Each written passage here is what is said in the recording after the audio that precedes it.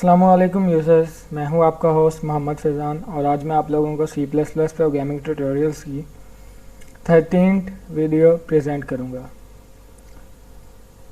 आज की वीडियो में हम लोग सीखेंगे कंडीशनल कंपाइलेशन के बारे में कि कंडीशनल कंपाइलेशन क्या होती है और उसके अलावा हम कंडीशनल स्टेटमेंट्स के बारे में पढ़ेंगे कि कंडीशनल स्टेटमेंट्स क्या होती हैं और इनका यूज़ क्या होता है। आज का लेक्चर मैं स्टार्ट करता हूँ आपको सबसे पहले कंडीशनल कंपाइलेशन के बारे में बताते हुए। कंडीशनल कंपाइलेशन क्या होती है कि यूजुअली हम कुछ कंडीशंस रखते हैं जिसके थ्रू एक कोड एग्जीक्यूट होता है।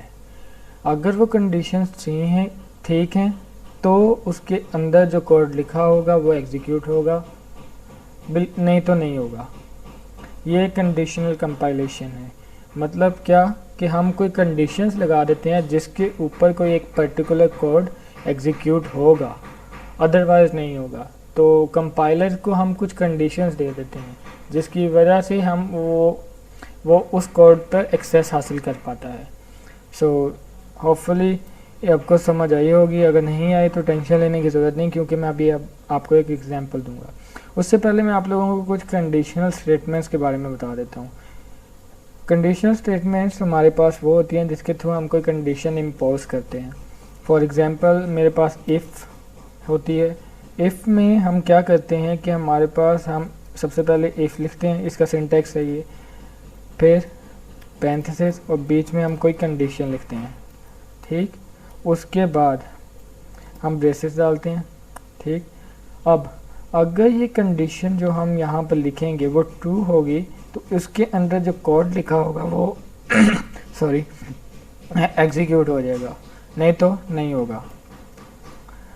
इसकी एक अगर ये कंडीशन ट्रू है तो ये वाला कोड एग्जीक्यूट होगा। अगर ऐसा ना हो तो हम एक कंडीशन एक्स्ट्रा लिखते हैं और उसके लिए हम एल्स स्टेटमेंट यूज़ करते हैं और इसके अंदर जो भी कोई कोड या कुछ भी लिखा जा सकता है।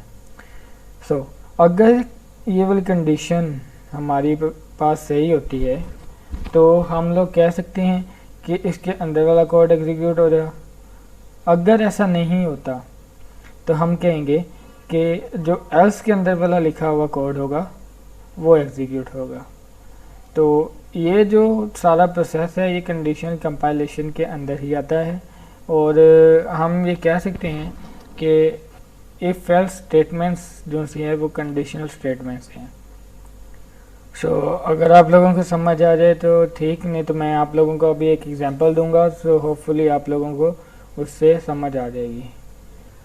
सबसे पहले मैं आप लोगों को एक एग्जांपल देता हूँ। फॉर एग्जांपल मेरे पास एक इंटीजर है मार्क्स। ठीक, मैं इसको डिक्लेयर कर देता हूँ। उसके बाद मैं एक कंडीशन लगाता हूँ if marks is greater than equal to 8। ठीक, तो हम क्या कहेंगे, you are intelligent student. Okay,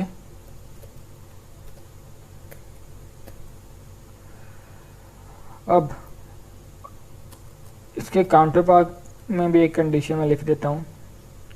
अगर ऐसा नहीं होता तो फिर क्या होगा, यू आर एवरेज स्टूडेंट।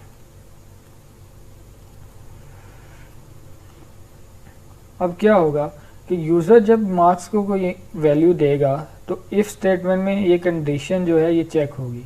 अगर ये कंडीशन ट्रू होगी तो तभी कंपाइलर को एक्सेस होगा कि वो जो इसके अंदर कोड लिखा हुआ है इफ स्टेटमेंट के अंदर उसको कंपाइल कर सके, अदरवाइज ये कंपाइल नहीं कर सकेगा। अब अगर ये कंडीशन ट्रू हो जाती है फिर तो ये कोड एग्जीक्यूट हो जाएगा। अगर ऐसा नहीं होता तो एल्स स्टेटमेंट जो इसका पेयर है इफ़ का वो एग्जीक्यूट हो जाएगी। ठीक, तो इसको चला के देखते हैं। सबसे पहले मैं मार्क्स को इनिशियलाइज कर लेता हूँ विद 8। अगर मैं इसको 8 वैल्यू देता हूँ तो इसको you are intelligent student print करना चाहिए। Let's see what happens.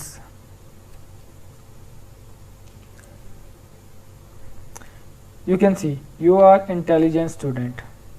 Okay, तो इस तरह हमारे पास क्या हुआ है कि मार्क्स को हमने 8 की वैल्यू दी है, तो ये कंडीशन ट्रू होगी इफ़ की, तो इसलिए इस कोड को एक्सेस हासिल हुआ है कंपाइलर को। तो अगर मैं इसको वैल्यू दे देता हूँ सपोज 5, ठीक, now we will check it.